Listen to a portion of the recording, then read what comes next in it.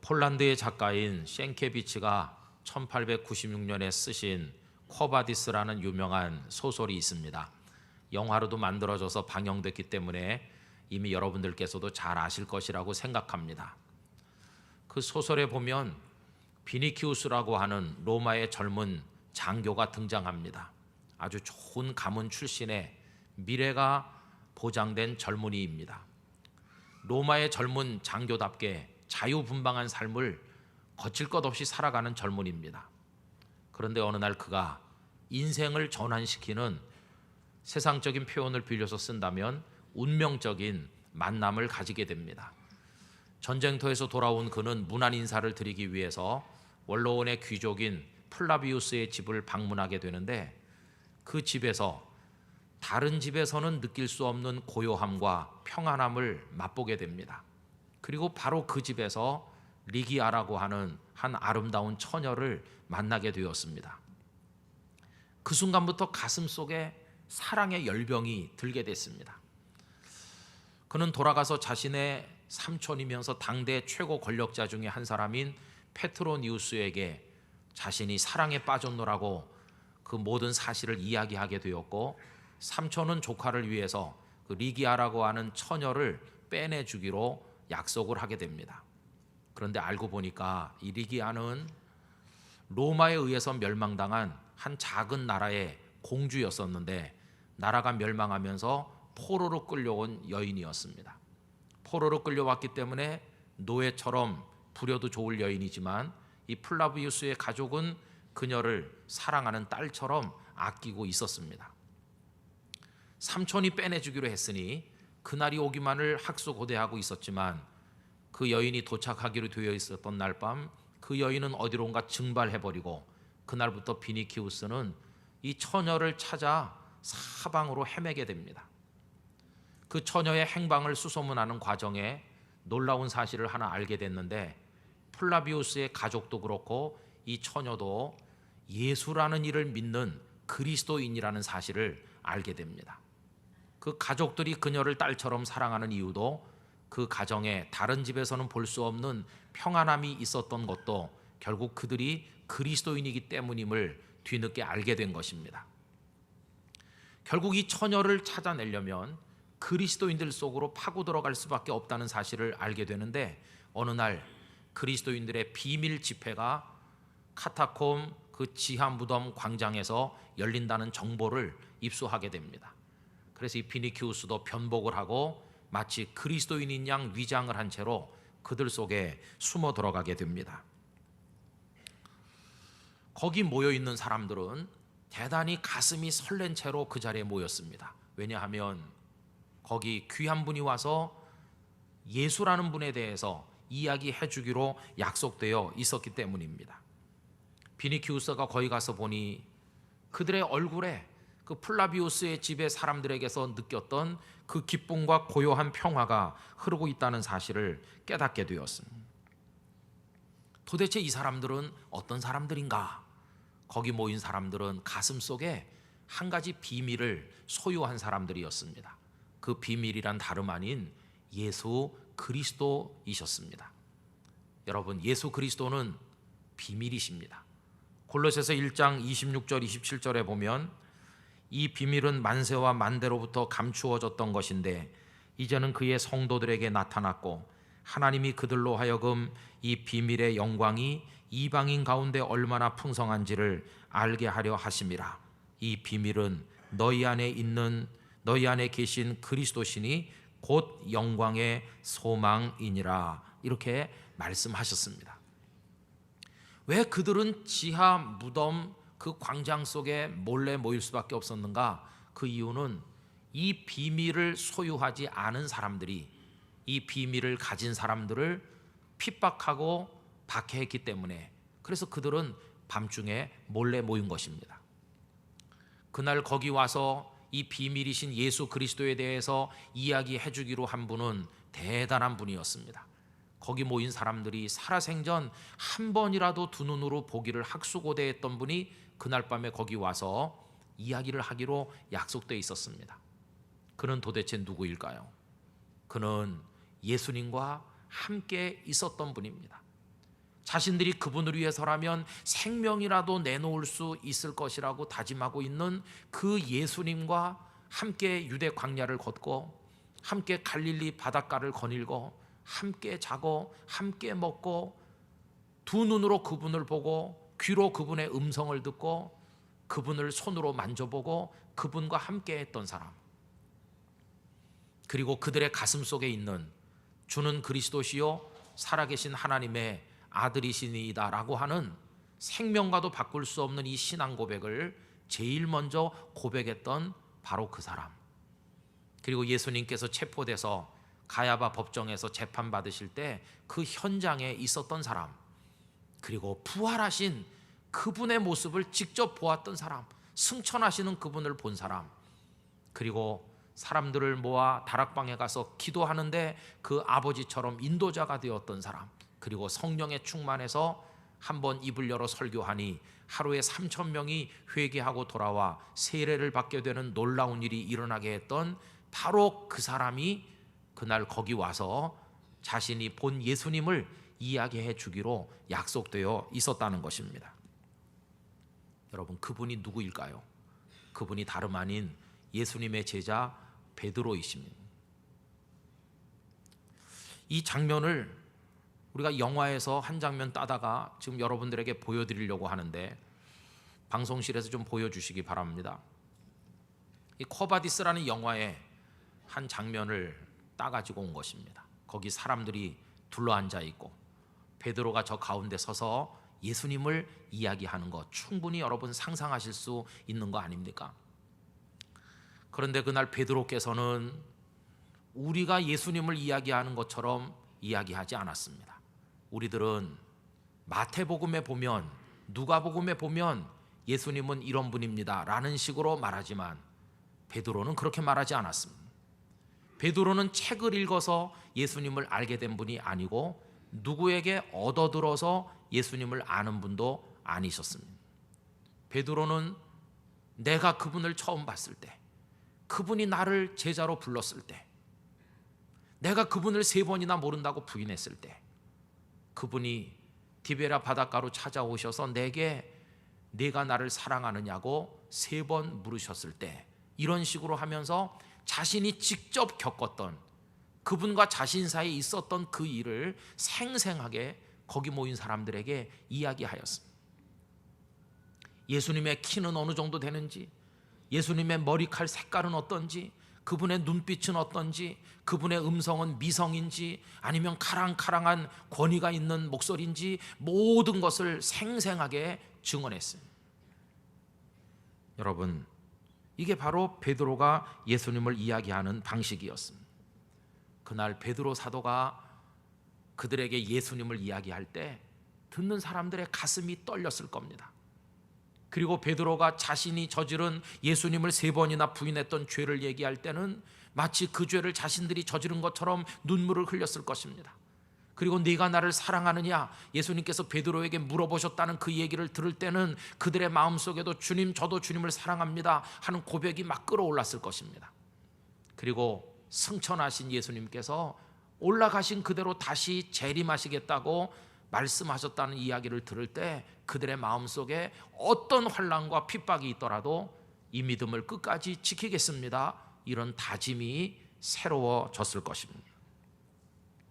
이게 그 소설을 읽으면서 우리가 상상해 볼 수 있는 이야기입니다. 실제로 베드로는 로마에 가서 복음을 전하시다가 순교하지 않으셨습니까? 여러분, 베드로는 어떻게 이렇게 예수님에 대해서 생생한 증언을 할 수가 있었을까요? 그 이유는 베드로는 예수님의 1차 목격자이며 증인이기 때문입니다.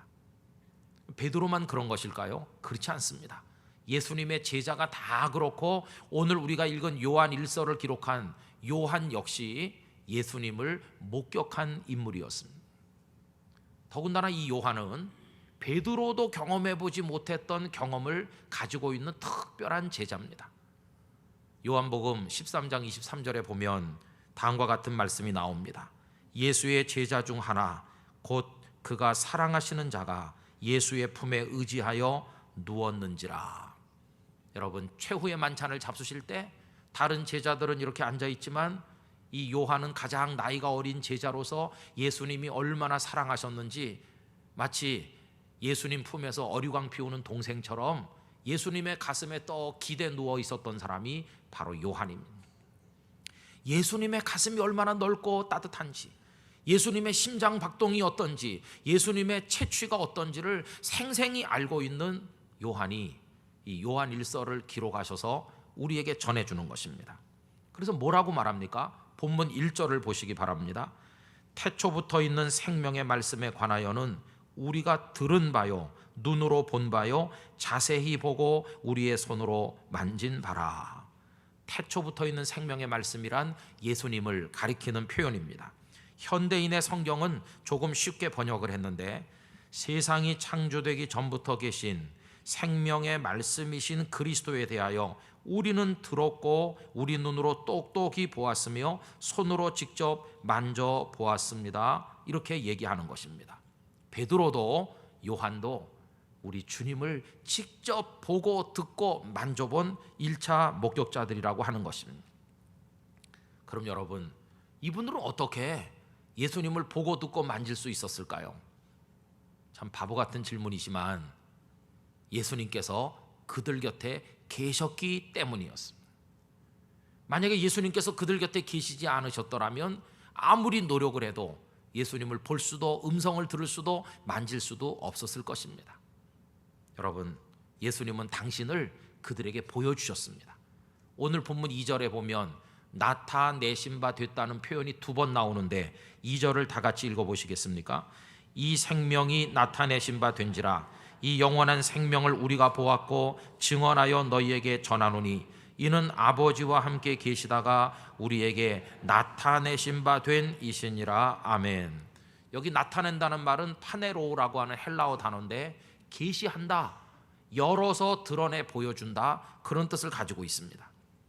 휘장 뒤에 숨어 계시다면 사람들은 예수님을 볼 수 없었을 텐데 예수님께서는 휘장을 들치고 나오셔서 나 여기 있다, 이런 식으로 당신을 보여주셨습니다. 본래 예수님은 저 높고 높은 하늘 보좌에 계신 분이십니다. 그분이 거기 그냥 계속 계셨더라면 이 땅에 사는 인생들은 아무리 노력을 해도 하나님의 아드님을 볼 수도 들을 수도 만질 수도 없었을 텐데 하나님께서 파네로 하늘의 휘장을 거두시고 독생자 예수님을 이 땅에 보내셔서 베들레헴 마구간에 탄생하여 그들 곁에 나타내시도록 하셨기 때문에 예수님을 눈으로 보고 음성을 듣고 만질 수가 있게 됐다는 것입니다. 이게 바로 이 땅에 탄생하신 우리 예수님의 성탄 사건의 은총이 아니겠습니까? 그런데 여러분, 예수님께서 이 세상에 탄생하신 것만으로 모든 사람이 다 예수님을 보고 듣고 만진 것은 아닙니다. 수많은 사람 가운데 택함받은 사람, 부름받은 사람, 그래서 제자가 된 사람, 당신 곁에 있도록 허락받은 사람, 그리고 그들의 마음에 은혜를 주셔서 그 마음이 움직여 그분을 자신들의 구주인 줄로 깨닫고 믿도록 하는 은혜를 입었던 사람들, 그들만이 예수님을 눈으로 보고 귀로 듣고 만질 수가 있게 됐다는 것입니다. 예수님은 당신을 만지라고 하셨습니다. 누가복음 24장 39절을 보면 내 손과 발을 보고 나인 줄 알라, 또 나를 만져보라, 이렇게 제자들에게 말씀하셨습니다. 그러므로 여기 베드로와 요한은 예수님을 두 눈으로 보고 그 음성을 두 귀로 듣고 손을 내밀어서 예수님을 만져보고 예수님의 품에 기대 누워서 그 예수님의 심장 소리까지 들었던 특별한 분들이라는 것을 깨닫게 되지 않습니까? 여러분, 그렇다면 오늘 우리는 어떻습니까? 우리는 예수님께서 이 땅에 계실 때 거기 있지 않았습니다. 그래서 우리는 예수님을 눈으로 보지도 못했고 또 귀로 그 음성을 들은 것도 아니고 이 손으로 예수님을 만져보지도 못했습니다. 그러나 오늘 여기 2부 예배 참석하신 여러분들과 제 마음속에 이미 그 비밀이신 예수님께서 자리 잡고 계시지 않습니까? 어떻게 그렇게 됐을까요? 우리는 직접 보고 듣고 만진 것은 아니지만 예수님을 직접 보고 듣고 만져본 이들이 전해준 그 증언을 통해서 오늘 우리들도 예수님이란 비밀을 가슴속에 품게 된 것입니다. 누가복음 1장 1절로 2절에 보면 이런 증인들이 많이 있었다고 얘기합니다. 우리 중에 이루어진 사실에 대하여 처음부터 목격자와 말씀에 일꾼된 자들이 전하여 준 그대로 내력을 저술하려고 붓을 든 사람이 많은지라. 예수님의 소식을 직접 듣고 보고 만진 사람들이 다른 사람들에게 이야기해주고 그걸 다 모아서 직접 써서 또 다른 사람들에게 전해주려고 시도하는 이들이 많았다는 것입니다. 그 결과로 복음서가 만들어졌고 서신들이 쓰여졌고 여기 베드로와 요한도 우리에게 증언해주게 되었다는 것입니다. 그래서 이런 분들은 자신들만 보고 자신들만 듣고 자신들만 예수님을 경험한 것이 너무나 아쉬워서 그것을 우리들에게도 말해주는 겁니다. 여러분 3절 다 같이 읽어보겠습니다. 우리가 보고 들은 바를 너희에게도 전함은 너희로 우리와 사귐이 있게 하려 함이니 우리의 사귐은 아버지와 그의 아들 예수 그리스도와 더불어 누림이라. 아멘. 여기 사귐이 있다는 것은 여러분 잘 아시는 단어 코이노니아라는 단어입니다. 이 코이노니아는 함께 나누어 가진다, 교제한다 그런 뜻입니다. 지금 이분들은 함께 나누어 가지길 원합니다. 무엇을요? 예수님이라고 하는 비밀을 그분들이 가진 것처럼 오늘 우리들도 가지기를 원해서 이렇게 써서 우리들에게 전해주게 되었다고 하는 것입니다. 그래서 우리의 마음속에도 예수님이란 비밀이 자리 잡히게 되면 우리는 베드로와 요한과 같은 비밀을 가진 그분들의 동지가 된다는 것입니다. 결국 오늘 읽은 이 본문의 말씀을 각색하면 요한은 우리에게 이렇게 말씀하는 것과 같습니다. 사랑하는 부산 시민 여러분, 내가 하는 말을 들어보세요. 여러분들은 예수님이란 비밀을 보지도 듣지도 만지지도 못했겠지만 나는 그분을 직접 보고 듣고 그분 품에 기대 누워 있었던 사람입니다. 여러분들이 직접 보지 못했다고 해서 두려워하지 마세요. 내가 확실하게 말해줄 테니까 내 이야기를 듣고 여러분들도 예수님이란 비밀을 여러분 가슴에 품게 되시기를 바랍니다. 여러분들이 직접 보진 않았지만 직접 본 것처럼 믿게 되고, 직접 듣진 않았지만 직접 들은 것처럼 믿게 되고, 직접 손으로 만지지는 않았지만 손으로 만져본 것처럼 믿을 수 있도록 성령께서 여러분들의 마음을 어루만져 주시기를 원합니다. 여러분들이 예수님을 믿어서 그 비밀을 가슴에 품으면 그 순간부터 저와 여러분은 동지가 됩니다. 이 비밀을 가지지 못하면 그 누구도 천국에 들어갈 수가 없습니다. 여러분도 예수님이란 비밀을 가슴에 품고 우리 함께 천국의 백성이 됩시다. 이렇게 우리에게 말씀하고 있다는 것입니다. 여러분이 예수님이란 비밀을 가슴에 품고 하나님 나라의 백성이라고 하는 비밀 조직에 소속되는 사람들이 얼마나 많이 있는지 말할 수가 없습니다. 예수님께서 12제자를 부르시기 전부터 이미 그 비밀을 품은 사람들이 있었습니다. 예수님을 낳으신 마리아, 양아버지인 요셉, 세례 요한의 부모님인 사가랴와 엘리사벳, 예수님께서 나셨다는 소식을 천사들로부터 듣고 베들레헴 마구간에 가서 엎드려 경배한 베들레헴의 그 목자들, 먼 곳에서 별을 보고 찾아와 경배한 박사들, 이런 분들은 예수님이란 비밀을 가슴에 품고 있었습니다. 또 나중에 예수님께서 사역을 하셨을 때 예수님을 통해 위로받고, 예수님을 통해 고침받고, 예수님을 통해 생명의 진리를 배우고, 예수님을 통해 인생이 변화된 많은 사람들을 12회를 혈루증으로 앓던 그 여인, 세리장 삭개오, 베다니 마을의 나사로, 마리아, 마르다 3남매, 그리고 시각장애인이지만 예수님을 통해 눈을 뜨게 되었던 바디메오, 사내들인 공회 회원이고 랍비였지만 영생의 진리를 몰랐으나 예수님을 통해 비로소 깨닫게 되었던 그 니고데모, 그리고 예수님이 골고다 언덕으로 십자가 지며 올라갈 때 울며 따라오던 예루살렘의 많은 여인들, 말할 수 없이 많은 사람들이 다 예수님이란 비밀을 가슴에 품고 하나님 나라의 백성이라는 비밀 조직에 참여하는 동지들이 되었다고 하는 것입니다. 그 숫자는 처음엔 작았지만 점점 늘어났습니다. 최후의 만찬이 있던 그 다락방에 모인 것은 예수님과 제자들이 전부였습니다.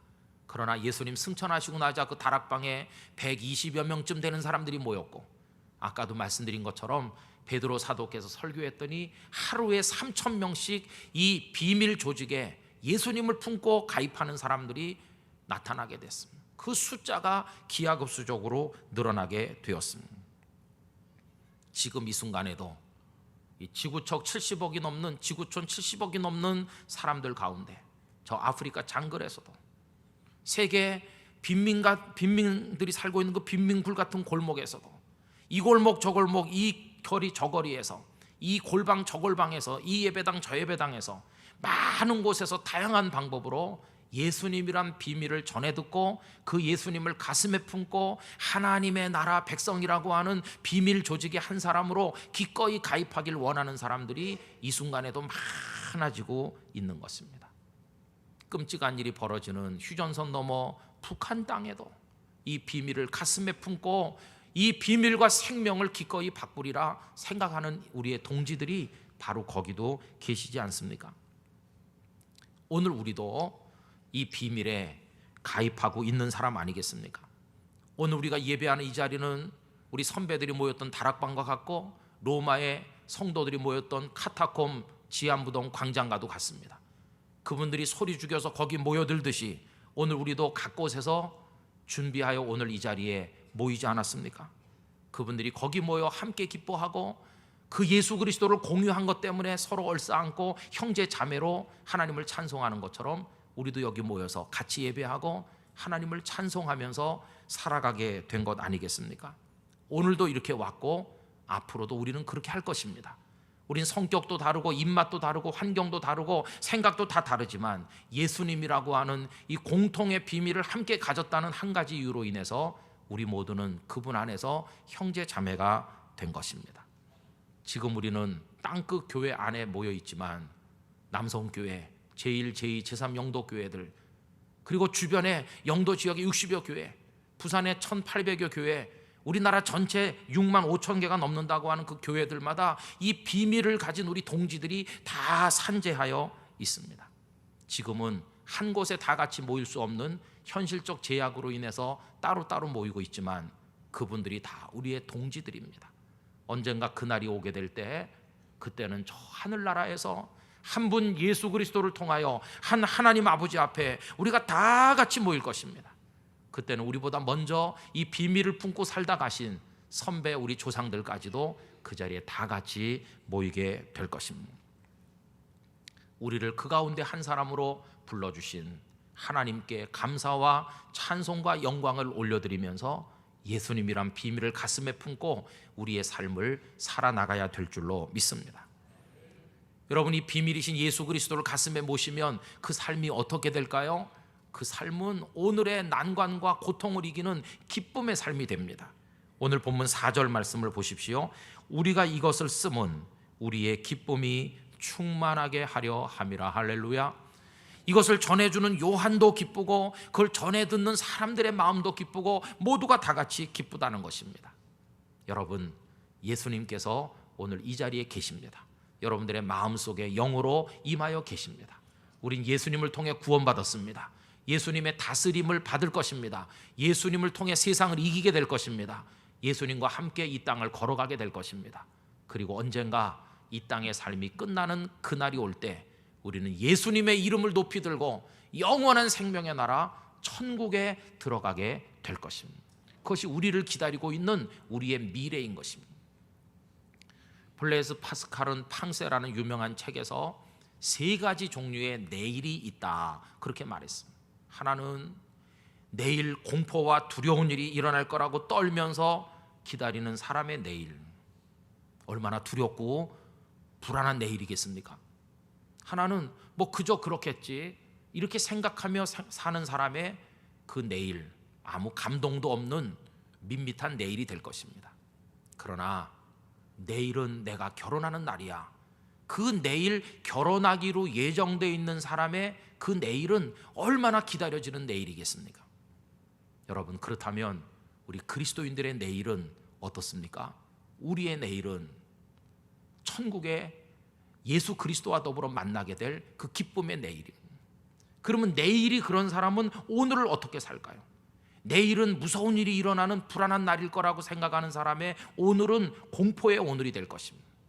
내일 별일이 그저 밋밋한 그저 그런 날일 거라고 생각하는 사람의 오늘은 역시 밋밋한 하루가 될 것입니다. 그러나 내일 나는 결혼한다 이렇게 생각하는 사람의 오늘은 말로 다 할 수 없는 기쁨과 흥분으로 가득 찬 오늘이 될 것입니다.